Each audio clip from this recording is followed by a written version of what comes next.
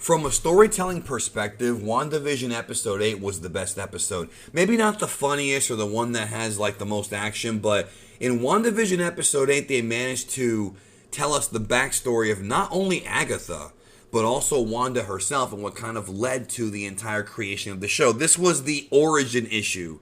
If you're a fan of comics, you know what I'm talking about. The origin issue for this entire story arc, the WandaVision story arc. And it had a tremendous mid-credit scene, and it was so emotional. This episode was really, really well done. Very emotional, very powerful. Really, it did more for the Wanda Maximoff character than any of the previous appearances in the movies did. More than Civil War, more than Age of Ultron, more than Endgame or Infinity War.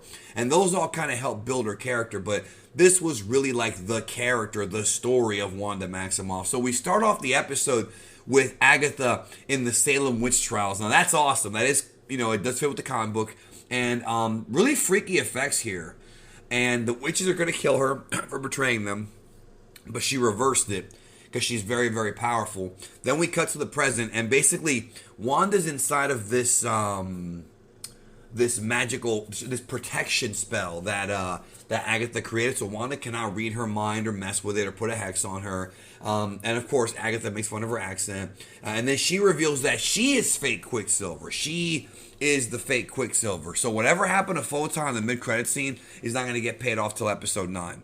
Right? There was nothing of that in this episode. Now, I thought that was a pretty cool reveal. I know a lot of fans wanted it to be Mephisto or Nightmare or, the Grim Reaper. And all of that would have been fine. But I was telling y'all in previous videos, when it comes to Mephisto, he's such a big character that if they do reveal that he's in cahoots with Agatha or that he's somehow involved in all this with the multiverse, that's not going to get revealed till later. Either the finale of this show or not even that, probably a mid-credit scene for a film. Mephisto is too big of a character in the Marvel Comics for them to reveal him so early. Now, maybe I'm wrong. Maybe they would do it, but I think somebody like Mephisto should be saved for like a Thanos type of, Avengers Part 1 from 2012, the first Avengers movie, like that kind of reveal. You know what I mean? So, anyways, what happens in this episode pretty much from here going forward is that Agatha takes Wanda to the past. Agatha reveals that her powers are so detailed and so strong, and that Agatha wants her secret. She wants her secret. She wants to be able to harness this power for herself. So she starts to torture Wanda physically and then mentally. Because basically what happens is Agatha goes into her memory and they go into the past to revisit certain events from Wanda's past, including her family, her parents, when she was a kid, and how she's really into sitcoms. Now, I predicted this in my video with Hayden about a year ago when this show first got announced. I think it might have actually been more than a year ago. I don't remember. It was about a year ago, maybe before that even. And I talked about how Wanda was just a big fan of sitcoms, and that's how she made this illusion. And that's exactly what it was. She grew up being a fan of sitcoms. They were made by her based on what she grew up with. So I guess that means that if I were Wanda, I'd have Dragon Ball Z, Ninja Turtles, and porn in my hex. So there you go. Anyways, so Wanda's flashback involved the Stark Industries bomb. And then we found out the bomb never went off, which I always thought the story was the bomb landed and that killed her parents. But the bomb never went off. So I don't know if that changes things with her backstory or not. But they were trapped. Right, her and her brother, Pietro, the real one. And Wanda then joined an anti-freedom organization called Hydra. And they show the staff, which we haven't seen in a long time. And basically she touched the Infinity Stone. That's what amplified her power. And the Avengers, they show her going to the Avengers compound with Vision, still missing her brother. Because the whole story is, this is like around Civil War time when she's getting close to Vision. Really sad moment where she's watching this sitcom trying to escape her mind from the passing of her brother, but Vision just doesn't understand because he's a cyborg. So he's a machine. So then they show Wanda going to and this is kind of what we talked about, how Vision was kind of like her love for her brother went to Vision. When she lost her mom and dad or whatever, it went to Vision. And so, but I wonder if they're actually dead or not now. I really don't know. If they said it in the show, I missed it, but I could have sworn this the bomb went off. Anyways, so Wanda goes to Sword to find Vision's body after Endgame when she comes back. And because he's gone, she wants to find his body to at least give him a burial. And it's her first meeting with Hayward. And they show Vision being dismantled by the sword scientist, and he's in pieces. Yo, this is a horrifying scene. Like, this is kind of like this, like in real life. If you've ever gone to like a funeral and it's open casket and just seeing the body there, it's really traumatizing for some people. It's really, really, really traumatizing. So if somebody out there's ever like not wanting to go to a funeral, I really can't blame you, because it might actually cause damage to you. For some folks, it actually helps them accept it more. For others, it might actually cause mental damage and emotional scarring, and that's what happened to Wanda. So she wants to bury him, but Hayward knows about her power. Like, he knows. So I wonder if he might be one of the cosmic beings. I don't think so, though, but who knows? But he's basically saying that you can't take $3 billion worth of vibranium and just bury it. Of course, it's a corporation thing. Of course. So she uses her powers, and you think that she's going to take him. She goes down. You really feel for Wanda here. It's a very emotional scene, very powerful scene, watching her loved get just being dismantled. And so she leaves without the body. Now, I was very confused, because I could have sworn that Hayward said that she took the body.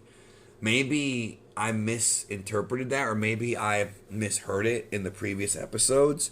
Like, maybe it was like, oh, she went to the compound to take the body, but she never took it. She left. She went into her car and just drove off. The Sword compound, that is, not the Avengers one, different place. So she finds this pamphlet in her car and goes to the real town of Westfield, not the Illusion. And we see the townspeople there who were in the hex, like, as normal people. This was a tremendous payoff, yo. What a tremendous payoff for all of the stuff we've seen so far. This is why I tell people, don't skip the first 2 episodes. I'm going to skip the first 2 episodes. Don't skip it, because it pays off here. It pays off. This is all, you're supposed to watch it in order so that it fucking pays off. Like, yo, I was getting so mad. I'm going to skip the first 2 episodes because, I don't really know about those sitcoms. Dude, like, this is all building up to something. It's building up to this moment, this payoff where we see the townspeople as regular, real-life people doing their daily, activities. So she goes to this house or whatever that hasn't been built yet, and her grief, like, creates the fake town. Like, she's, sobbing and weeping, and we literally witness her creating the hex and manifesting everything and turn it back into black and white. And she literally manifested Vision from her own memories of sitcoms and her memories of Vision.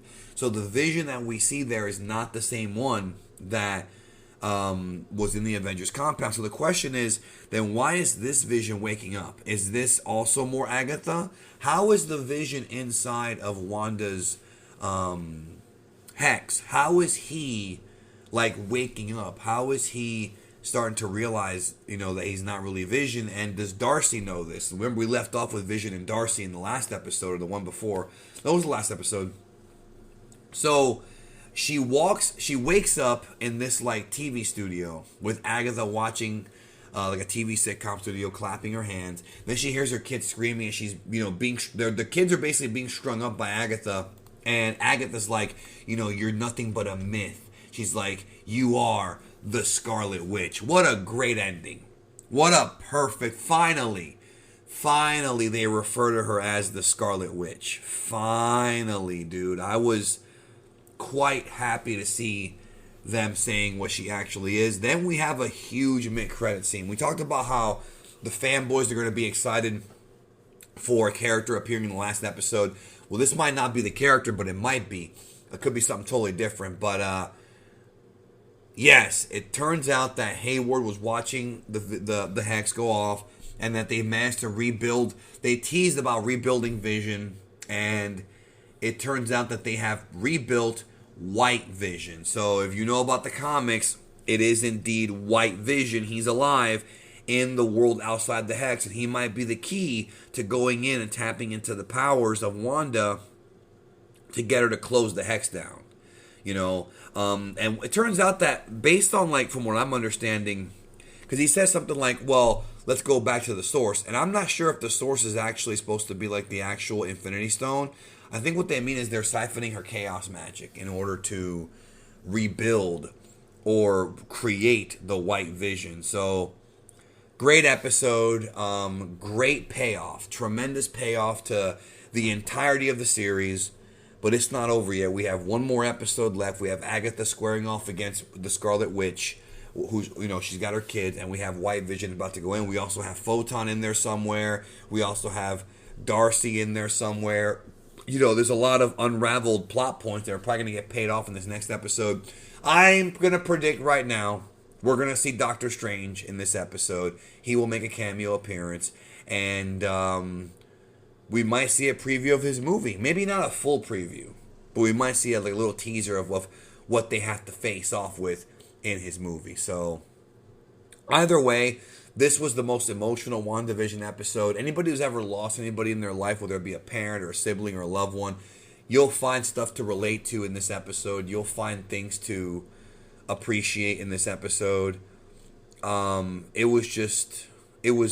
It was a good episode. It was a really, really good episode, and I really enjoyed it. With that being said, I'll bring this video to a close. We will talk very soon about the finale of WandaVision coming next week, and we'll see what they pull out. Talk to you then.